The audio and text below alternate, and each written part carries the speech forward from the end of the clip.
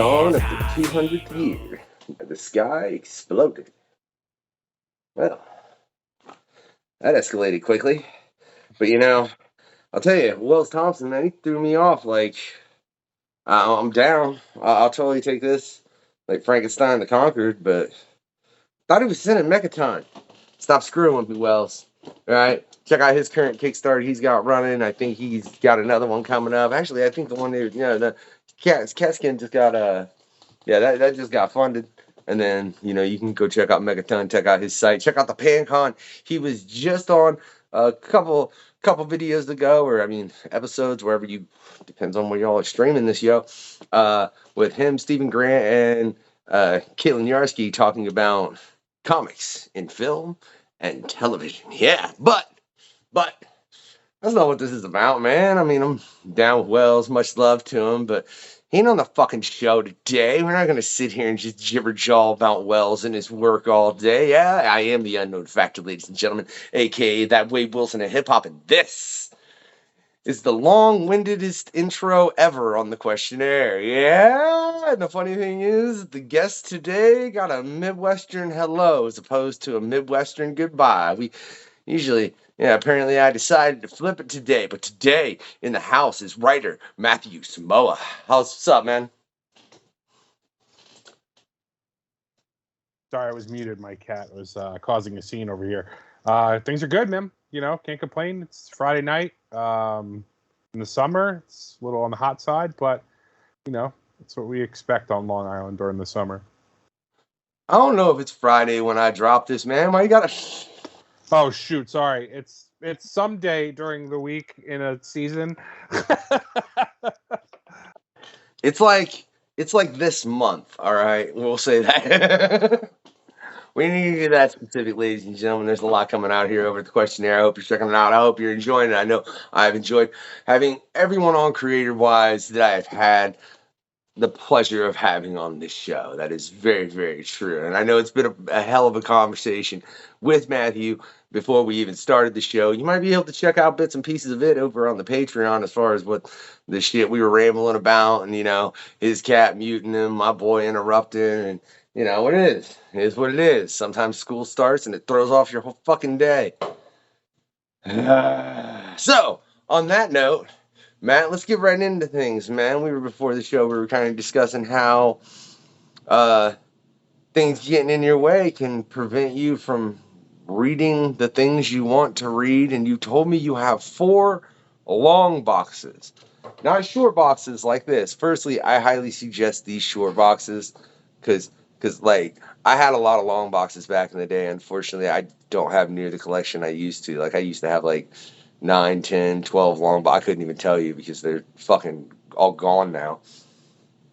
I kind of hated them a little because 1, they're weighty, 2, they're sort of ugly. These ones, man, I'm so glad to see that they started putting out boxes like this. Even though they're short, I'll get like 20 of them. I don't give a fuck. They look way goddamn cooler. So the aforementioned cat. So it's short boxes, to be clear. They're all short boxes. However, because I have a cat, I can't buy the cardboard ones because she'll eat them.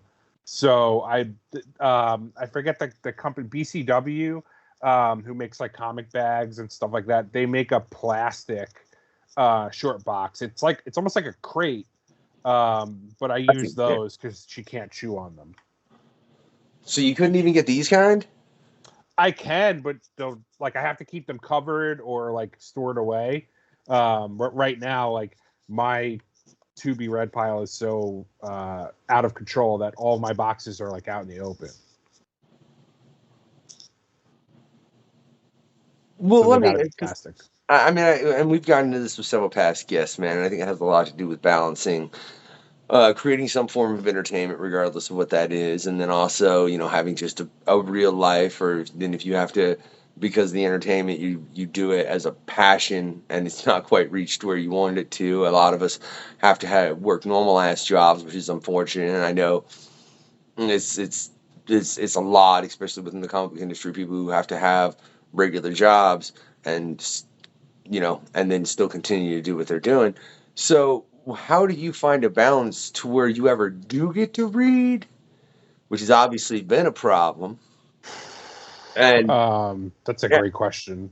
I mean, the other thing I try not to do is if I'm actively working on something, if I have like if I'm working on a script or, something, I try not to read then either, because I don't want to like get influenced by whatever it is that I'm reading. I don't want to like start lifting stuff. Not that I would do that, but just I just get paranoid that I would. Like, I don't want someone to read something and be like, hey, I read this line in, some Scott Snyder book. Like, so, as far as I have to, it really has to be the perfect storm. So you mean like as far as lifting direct lines then? Yeah, or just like concepts. Like, I just don't want to be influenced by things that I'm reading. So I try not to read as much if I'm creating. But again, we talked about this at the beginning. There's certain stuff that I'll always read as soon as it comes out. I'm reading it, just because I need to just be engrossed in that story. Like, for example, Something is Killing the Children. Like, I'll read that as soon as those drop. I'm reading that. Pretty much anything by Tynion, I'm picking up and reading it, hands down. Can I say it's funny you bring that one up, because I literally just finished volume 2 of the House of Slaughter graphics yesterday. I was like, holy shit, they actually showed a dragon. That was really cool. I've been wanting to see one for a while. And yet that has been phenomenal. I mean, it really has. I'm very intrigued. They got a show in the making, right? Yeah. Yeah? What's your opinion of the fact they got a Something That's Killing the Children show? Oh, yeah, I see the trepidation on your face already. I think episodic television is really the only way to adapt comics. And really one of the few ways that it's been done correctly. Now, hear me out. Like, obviously the MCU is wildly successful, but I think like for certain books like Something Is Killing the Children, books like like a Watchmen. Like, Watchmen really should have been an episodic television, which we saw. Like, they did a version of that. Of course, it took place in the present, whatever. But like, books really should be given the chance to breathe, especially like long running series like a Walking Dead, The Boys. Like, all these shows are super successful and they're done very well. Okay, now, and I can't argue with you. I think it's a lot to be said about doing episodic television, especially when you're trying to adapt particular things, like you said in the case of The Boys. But, I mean, there's a lot of examples where they did it episodic, and it should have worked, but it didn't.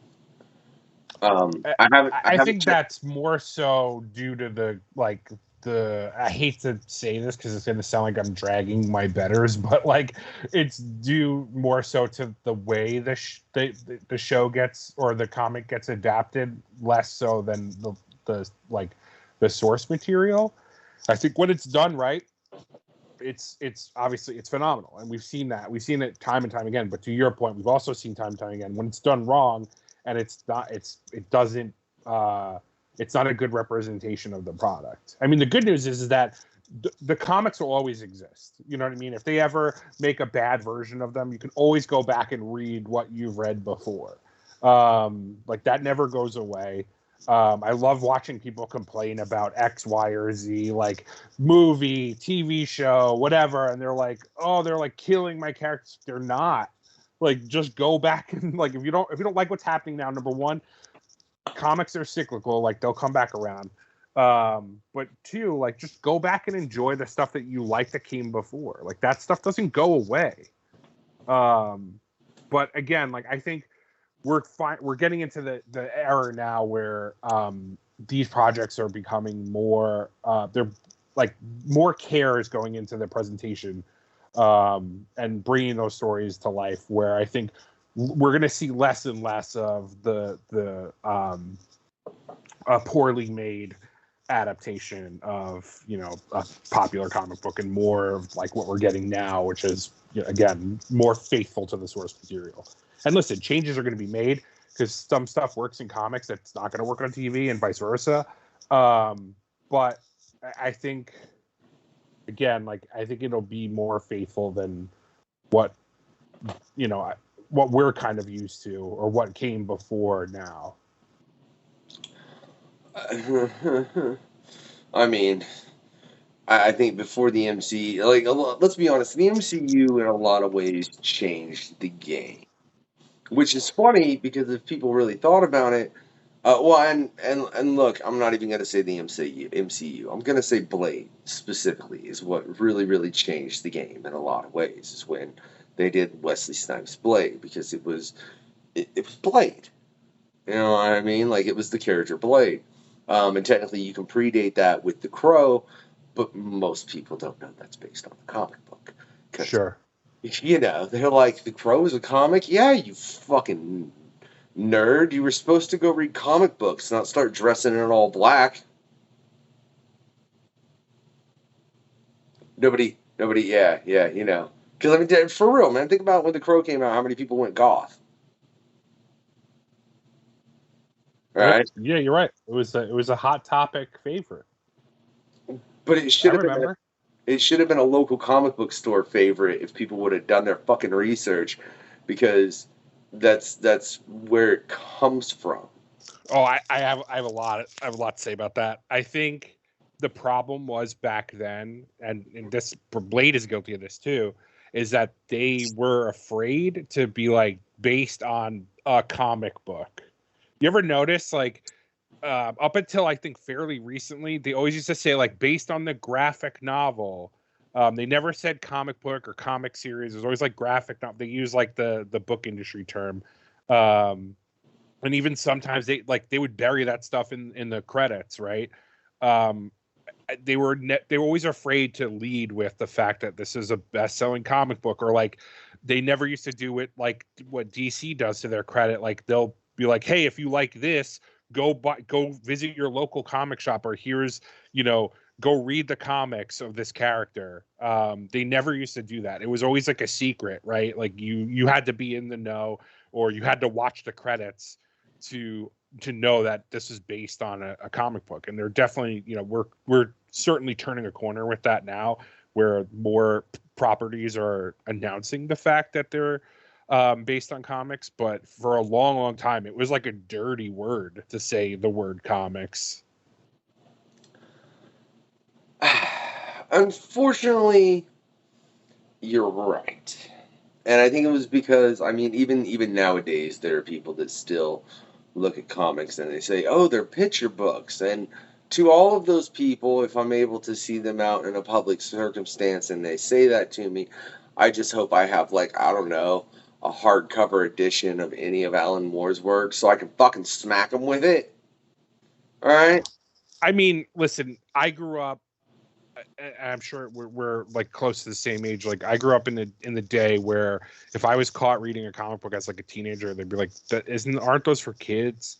You know, and like I would get laughed at. Like again, it was the same thing with movies and TV. Like, you know, we had to keep it a secret. Now we're very fortunate to live in a day where I tell people I write comics and they're like, oh, that's so cool. Like, where can I get them? Like, I feel like years ago it wouldn't be. They'd be like, kids read those, like those are for kids, like why do you like grow up and get a real job?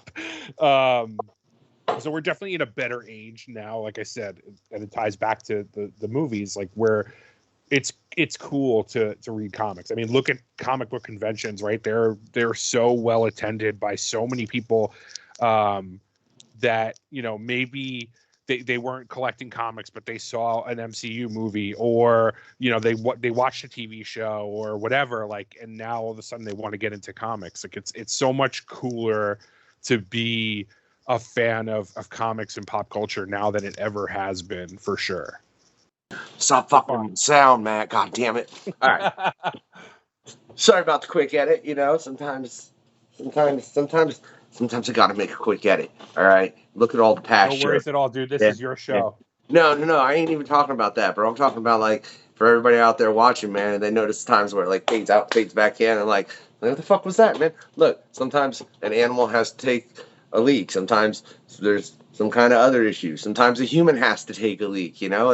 That's why Erica Schultz's interview ended, because she's like, everybody's got to go pee, all right? And that's how the conversation ended on bidets, all right? Don't ask me how that happened, but I swear, you go check out part 2 of Erica Schultz's interview, the very end of it, we're talking about bidets and sewer chickens, and everybody had to go take a leak, and that's just how that show ended, all right? What are you going to do, all right? But back to comic books and film.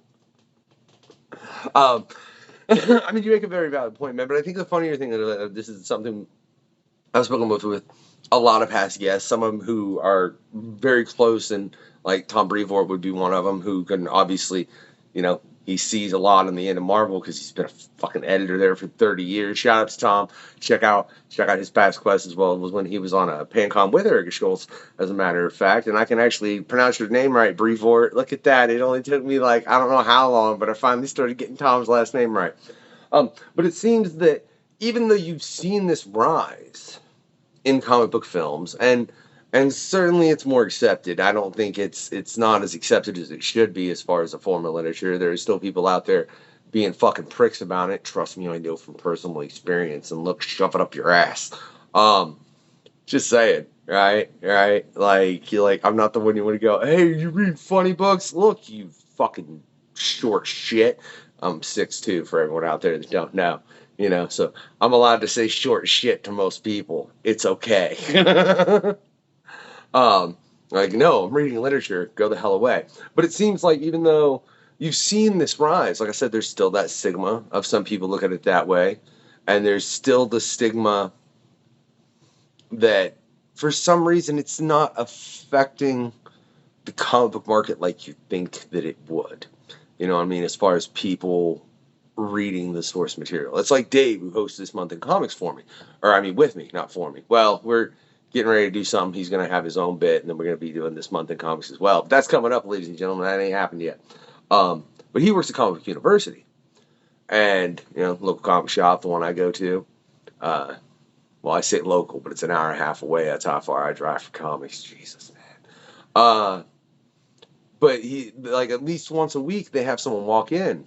They made Walking Dead comic books.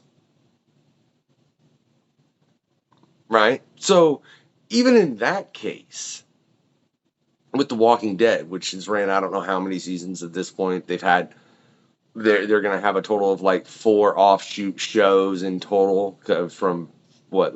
Fear the Walking Dead, The Dead City, they're doing a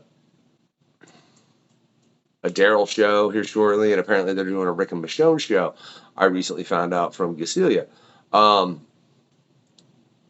So even with all that, there's a part that people don't realize that's come from Image Comics Walking Dead. They walk into a store and they see them and they go, wow, really? And they think they were fucking made because of the show. You know? All right? Even though, which baffles me, it's like people have consumed Image Comics material. They don't even fucking know what Image Comics is, right? Probably do a great deal, man. How many people watch The Walking Dead? I don't know, but I know when it started, it was ridiculous. You know? What do you think it is that makes it to where they don't drive each other the way that you think that they would? Again, I think they just need to get better at being like, hey, do you like, and listen, the television production companies and the networks are under no like, they don't need to be like, hey, go out to your local comic shop, because they're not making money. That's the end of it, is they're not making money off the comic sales, so they don't care. But they should, like, it's all synergy, right? Like, they should promote the comics, because when they make more shows, then that's going to make more fans of the shows that they're bringing out. Like, it's going to make more people. It just enhances everything else, right? It's just more adventures for these characters, like more things that weren't included in the TV show. You know, they'll go back and compare the two. It just sells more merchandise.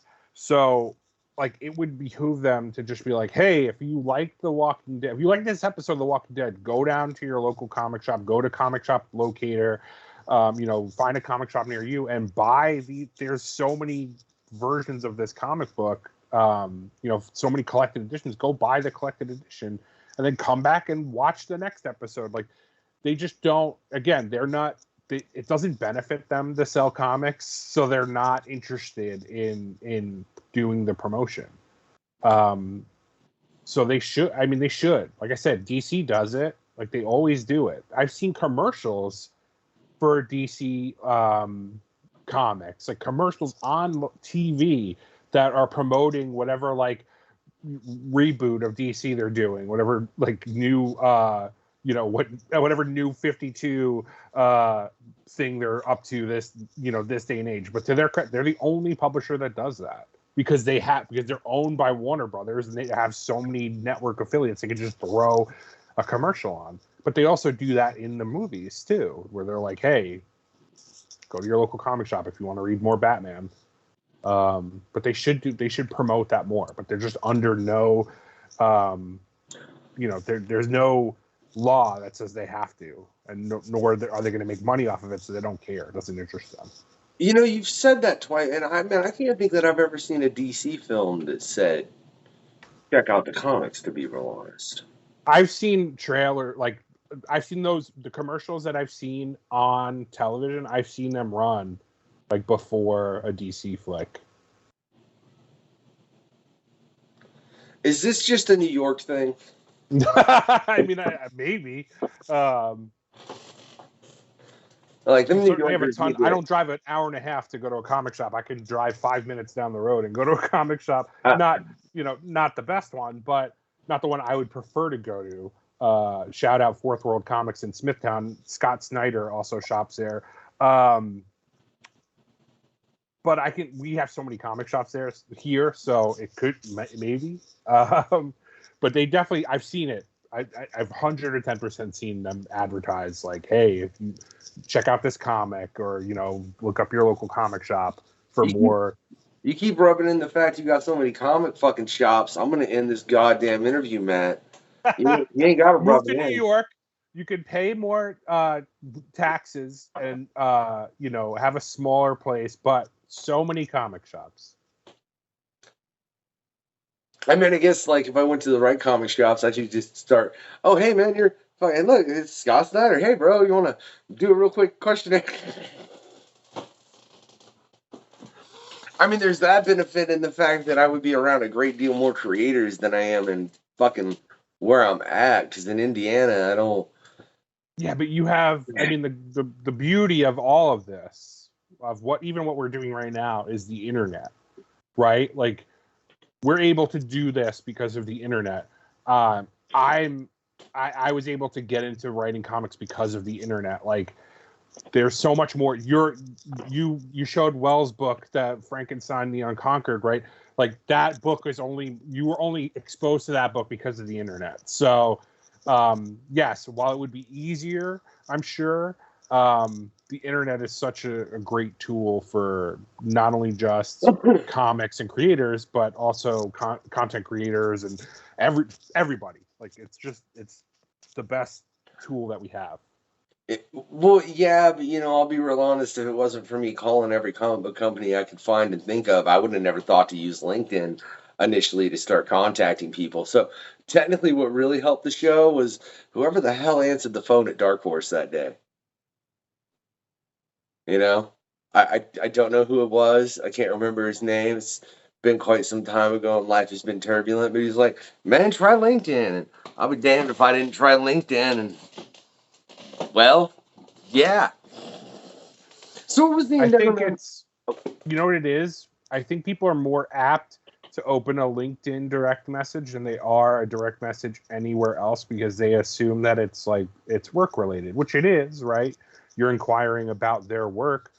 But like, if I get a Twitter DM from somebody I don't know, I'll look at it, but will I respond to it? Maybe not. But a LinkedIn DM, yeah, probably. If it doesn't look like a form DM or like a spam DM, like, yeah, I'm more likely to respond to that.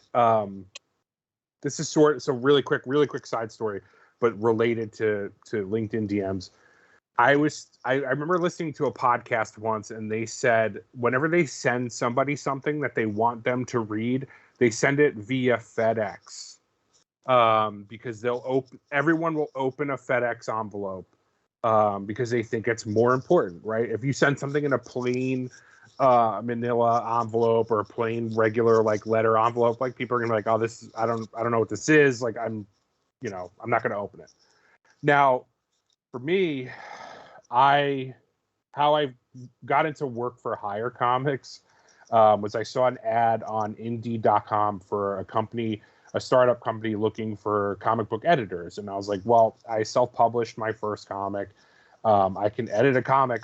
I basically built this comic from ground up. The only thing I didn't do on it was draw it. I did the layouts. I did the lettering. I did all that stuff. So I was like, let me send this in to them as like my resume. I sent them an actual resume, and I was like, here's the example that I have that I've done this work. And I sent all that stuff via FedEx, and I got a job off of that. Like my first work for hire gig in comics was because I FedExed these people an example of my work. So it's along the same lines of like a LinkedIn direct message. It looks more like official, I guess. So people are more apt to read it than they would be if it was like a Twitter DM or a Facebook message or whatever. I mean, I can vouch for that because as far as when I contact people either via LinkedIn or via their email, it has a bit more of a professionalism to it, I feel, as opposed to just, hitting somebody up via Twitter and via Facebook or whatever. I guess we're on Threads now because I had to make one because fucking or Blue Sky. Dude, look, it's too many fucking social medias. Are you serious? I think that's another problem with being a creative in the industry in any capacity is you do have to market yourself. So in the midst of all that, man, how do you balance that as well? Making sure you're getting your marketing out there to where people can find you and know who you are. And like, because I know that's another challenge in and of itself. I mean, I'm when I'm not working or sleeping or writing or reading or playing video games, I'm like on social media. So in between all the in-between times, I'm like on my phone on social media, sharing. I think like comics is collaborative, right? Like writers have to work with artists who have to work with letterers and colorists and editors and all these people. So like, most creators are on social media. They're sharing other people's stuff. They're sharing their own stuff. They're asking stuff like, hey, like I have a group chat with a bunch of creators and we're constantly like, hey, I just tweeted this thing. Can you guys retweet it? Can you like it? Can you just make sure it gets more, what we call engagement, so that it gets exposed more to more people. So I think it's a lot of that, right? Like it's a lot of like just sharing, asking for shares, like networking with people. I meet a lot of creators at conventions.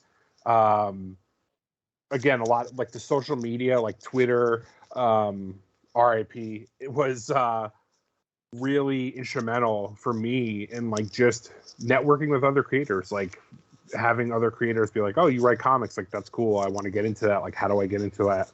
Or just finding other creators via retweets and stuff like that. So yeah, it's just being active on as much social media as possible, which now, like you said, Instagram, Threads, Blue Sky, X, Facebook, like it's LinkedIn. Look, I started doing stuff on LinkedIn now too. I said it before, and I'll say it again. God damn it, I don't give a shit what that asshole says. It's Twitter. All right? He's killing Twitter.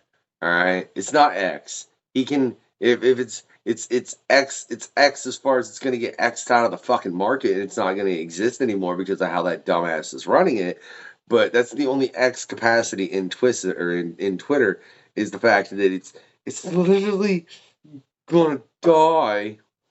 Because I mean, hilariously, to get to X on a web browser, you have to go to twitter.com. So it's still Twitter until he changes that. Right there. If but on my phone, it's X, sadly. Yeah, if I gotta, yeah, it's a fucking X now on my Android. But if I've got to type in twitter.com to get to it, then it's Twitter, motherfucker. I don't care. Like you can't. This is the Questionnaire podcast. You can't type in because that's what you have to type in to bring it the fuck up. Just one in, not two. I know how to spell. It was marketing, all right. So I just want to point that out to all y'all. It wasn't. It wasn't. I don't know how to fucking spell. I know how to spell. You know, there's spell check and shit. Oh shit. So speaking of checking, man, what made you decide to take that check and try and check off being a published comic book writer? Like what got that? What got that wild hair up your ass, man? Where you were like, yeah, you know what? Let's do it. I mean, to start, I think where most people start, I've always read comics. Like, as when I was old enough to read, I was reading comics. My dad would like bring home a random issue of something that he got from some convenience store or supermarket when they used to sell comics in supermarkets and convenience stores, and just be like, here, read this. But when I figured out, I think when I figured out how comics work, when I figured out it wasn't just like one guy drawing and writing and doing all that stuff. When I figured out the formula to comics, that I could write a script and then give it to an artist and they'll draw it and et cetera, et cetera. That's when I really got the fire to want to do it. And reading, I'm a big Jeff Johns fan. Reading like his Green Lantern, Teen Titans. I like the way his characters talk. Bendis reading Ultimate Spider-Man would really turn comics like in a different direction for me, where I was like, oh, this guy writes people that sound like people that I know. And like he used to talk about famously, he would like sit on the train and just listen to people talk and then just write down like their dialogue. Like reading that dialogue in a comic, again, made me want to do the same thing. Like I would hang out with my friends and listen to them talk and be like, oh my God, we have these great conversations. Like we should be writing this stuff down. This would be fun to read in a book. So figuring all that stuff out, reading all those creators, like really just lit the fire under me to want to do this. And like I said earlier, I like self-published a comic that I worked on with a kid. I don't think he does comics. Currently, his name was Michael DeCruz. He worked on it for like a project for college. He was like in art school at the time, and we just self-published it. I put it up on Indie Planet, which is like a print-on-demand site, so you can just host it there and then buy it, and they'll print a copy and ship it out. And yeah, that just led to bigger and better things from there. And you also you got the Bardic Verses that you've done. Yep. Right. That was our first, my first like Kickstarter that I ran was Bardic Verses. Yeah. Like actually, it makes it fun. It makes it more fun for you. We're back to the show. Based on what Matt just said, we're just going to end the interview because that was really rude. Because no, I'm not making Matt do a spit take. That would have been phenomenal. I really wish it would have happened. This is my day job laptop, so they would not be pleased if I spit soda all over it. I would just be like, "Oops, I dropped it." Yeah, it's like I was doing this, yeah, because you couldn't tell him I was doing this podcast for my writing. Oh, they don't. Surprisingly, I work for like a, how do I describe it without saying too much? I work for we sell like anything you need for a kitchen or bathroom. So sinks, faucets, tile, cabinetry, anything you need for a kitchen or bathroom, we sell.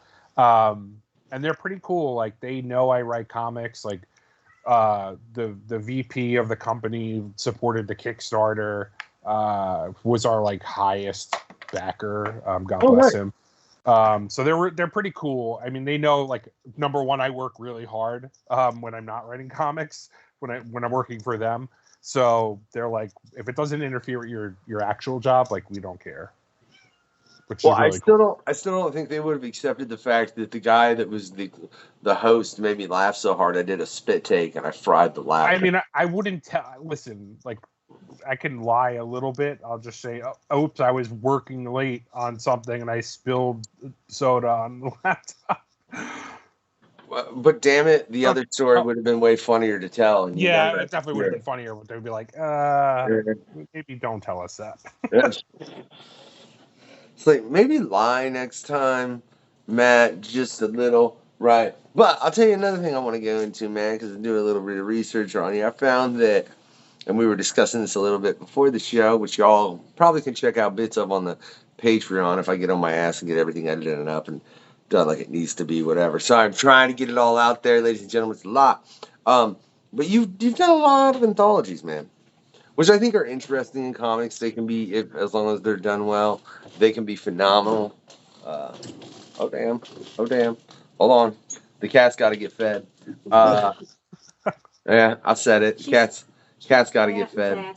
Fat and sassy cat. What are you gonna do? But you've done a lot of anthologies, man. As far as in that, Sure. And I mean, do you care? You don't care if I say what you said before the show, do you? No, you could say it. Yeah, okay. I don't want you I don't want to offend anybody out there or some shit, man. You never know. Because I could be offensive, man. It's the hip hop part. It's all good. But you said you just weren't interested in doing them anymore. What about it made it to where you're just not intrigued to do anthology stories anymore? I mean, don't get me wrong. I think I'm just going to be a lot more selective. I'll explain to you why. I took on I did 3 of them in a row, where they were all kind of due at the same time. It was like herding cats, like feral cats. To like, I got fortunate where I was working with the same artist, my buddy Pete, who we worked on the Bardic Verses together. We share the same day job as well. But like, we worked with other people on each of the projects, and like having to just wrangle everyone all together and make sure we're all on the same schedule and all that stuff. Like, it really just burned me out to the process. Don't get me wrong. I love anthologies. I think for newer creators, anthologies are a perfect entry into making comics because it's short. There's not a lot of commitment money-wise or time-wise to bang out an anthology piece. I think for me, I would rather just focus on more long-form projects than something short. Not for any other reason than, I just want to have more of a resume of longer pieces than the short ones. And don't get me wrong, also, anthologies sell very well at conventions because it's an easy sell, right? It's like, hey, here are a book full of stories, all written by different people, drawn by different people. They're all, one and dones, right? You don't have to you don't have to follow this series that's going to last 20 or so issues for the next, 2 years. Here, $20, and you got a book full of stories you could read right away. They sell like gangbusters at conventions, and I do love them for that. And again, I think they're great for newer creators. I've been doing some form of comics on and off since 2009. So I don't see the need to get involved in as many anthologies as I was previously. But I will tell you that if it's like for a friend, if somebody's like, hey, do you want to contribute to this thing? I'll consider it. Or if it's something really cool, I'll always be open to it, but I'm just not going to go out of my way, nor am I going to book myself on so many at one time, because I was just like ready to pull my hair out. Because again, it was just a lot of like, where's this one at? What, the pencils for this are done. Like, we need inks done now. Like, just, again, managing all that stuff all at one time on 3 different projects that were in 3 different stages of completion, nightmare. So I won't do anything like that again for sure. Yeah, you make my brain hurt a little just thinking of that. And that's just, I mean, just thinking of making sure I've got everything booked properly for this show.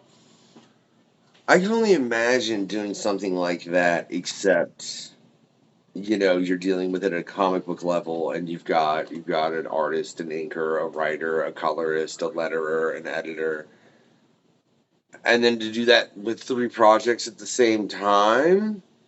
Were you smoking meth then, Matt? I wish I was.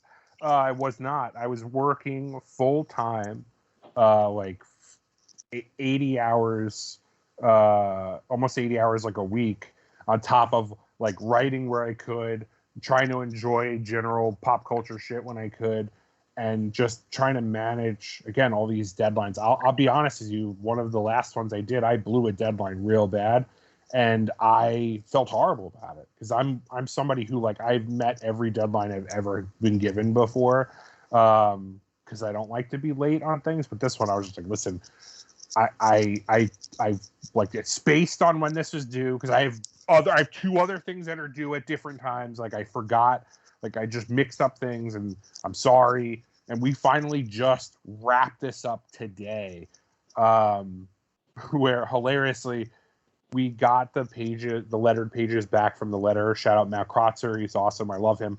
But in the file, it was missing 1 page that wasn't lettered. So I was like, hey man, like, I need, like, it's missing page 9. Can you just send me page 9 when you get a chance? And he sent it to me today.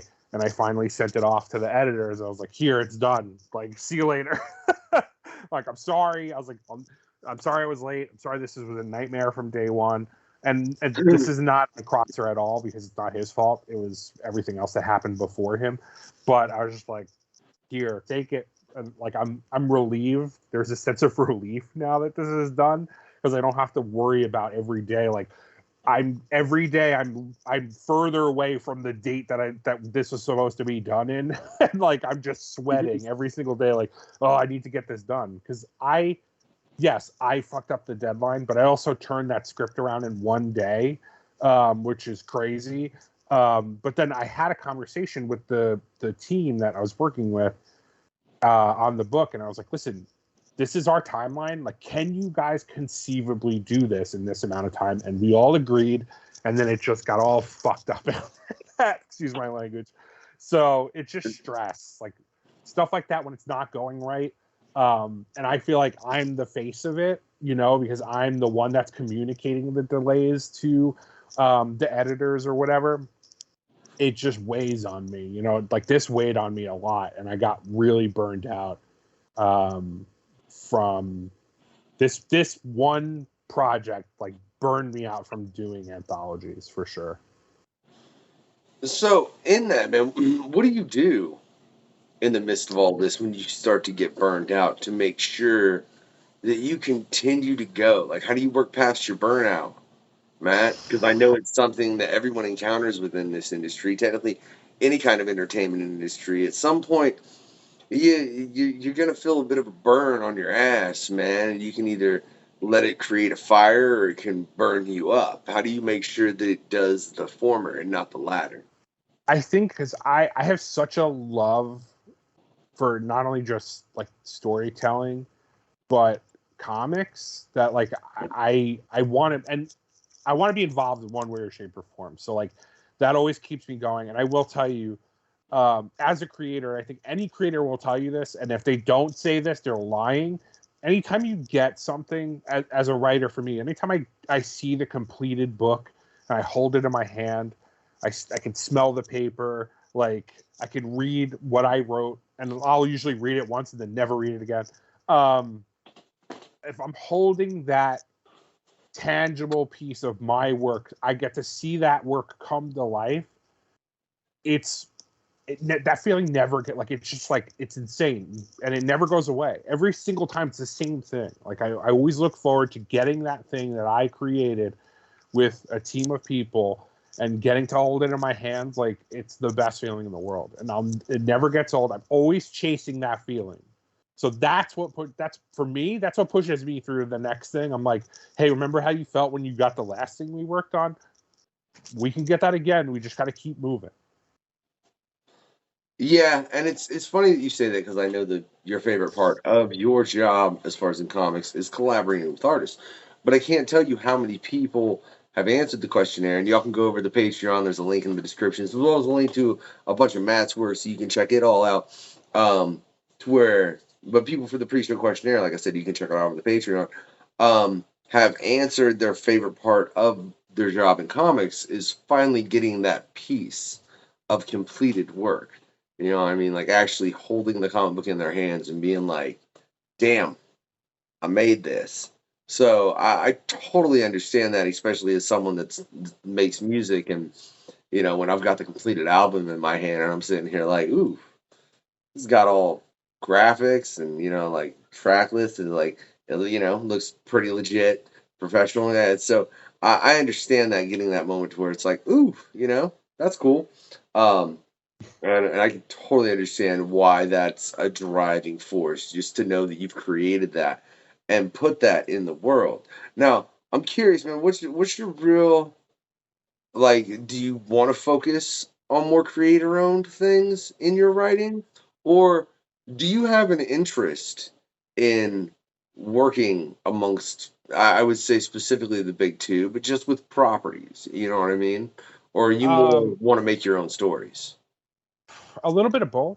I want to focus. I've done both. I've been fortunate enough where I've done some work for hire stuff, not for the big two, but I've also done now creator-owned stuff with the Bardic Verses. I'm not, the end goal for me, like, I mean, listen, if I could write Batman once, like I would call it a career and be done. But like that's not the end all be all. I have stories in my head and I want to tell them. So like I would like to do a little bit of both. But if I don't ever get to work for the big two, like I would also not call my career a failure. Because I think I've seen so many people that like have dreams or like there's something else outside of their work and their home life that they want to do, but they just never do it, or they just don't get the chance to do it because maybe not to bring the room down, but maybe they pass away before they're able to really fully realize their life. And I tell people one of the reasons why I got into comics is because life is too short to not do the things that you want to do, no matter what, right? Like I have to work a day job, but I can also fill in that the hours outside of my day job working on creative stuff to make the long, arduous hours at my day job worth it. So yeah, I mean, I ultimately, yes, if Marvel or DC came, you know, knocking on my door and asked me to work on whatever, sure. Like I have, you know, 1,000 stories I would work on for them. But as long as I'm doing something in the creative field, like that's fulfilling enough to me. As long as I'm getting the stories that I have that I want to tell out, that's enough for me.